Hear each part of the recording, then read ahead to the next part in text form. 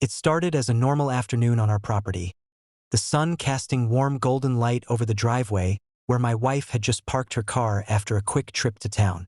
We had barely settled into our routine when the unmistakable sound of stomping boots and furious shouting filled the air. It was Karen, storming up the driveway with a scowl that could curdle milk.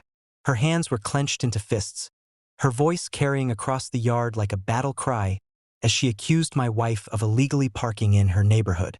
I stepped outside cautiously, trying to assess the situation before it escalated. "Karen, she's on our property," I said calmly, hoping reason might reach her. "You have no jurisdiction here." Karen predictably ignored me. Her eyes were locked on the car, her chest puffed out in self-important rage. She yanked out her phone and began furiously dialing 911, certain that emergency services would rush to enforce her imagined authority. Her excitement and expectation were almost comical, though the tension in the air suggested otherwise. What she didn't know, of course, was that she had just called the sheriff, my wife. She had no idea she was about to summon law enforcement that answered directly to the very person she was threatening. I tried to suppress a grin as Karen's frantic gestures grew more desperate. Within minutes, patrol cars arrived at the scene. Karen, eyes wide with anticipation, tried to assert herself as though she were the one in control.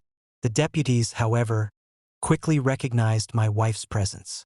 She walked calmly toward them, her posture commanding respect and authority, and immediately assumed control of the situation.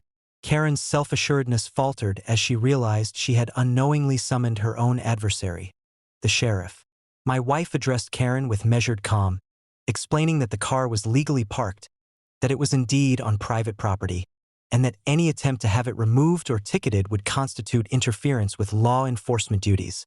Karen's confidence disintegrated as the reality of the situation sank in.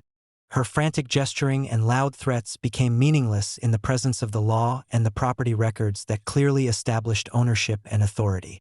Desperate, Karen attempted one last maneuver, demanding to see proof and threatening further action. My wife calmly handed her a printed copy of the property deed, along with her sheriff credentials. The combination of official authority and documentation left Karen speechless. Her face shifted from rage to utter disbelief, realizing she had called the sheriff on her own terms, standing right on our property. As Karen retreated, humiliated and defeated, the yard returned to its peaceful state. My wife closed the garage with a quiet sense of satisfaction, and we shared a knowing glance that acknowledged the absurdity of what had just occurred. Karen's misunderstanding of power, authority, and jurisdiction had turned what she thought would be a moment of control into one of complete embarrassment. Reflecting later, it was clear that the key to handling the incident had been preparation and composure. Karen's overestimation of her HOA authority and underestimation of the law created a perfect storm for her own downfall.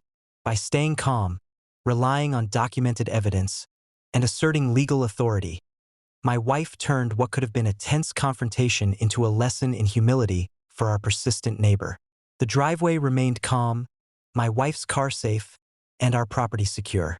Karen's miscalculation had reinforced a simple truth: never overestimate your power, never underestimate the law, and always be aware of whom you are confronting.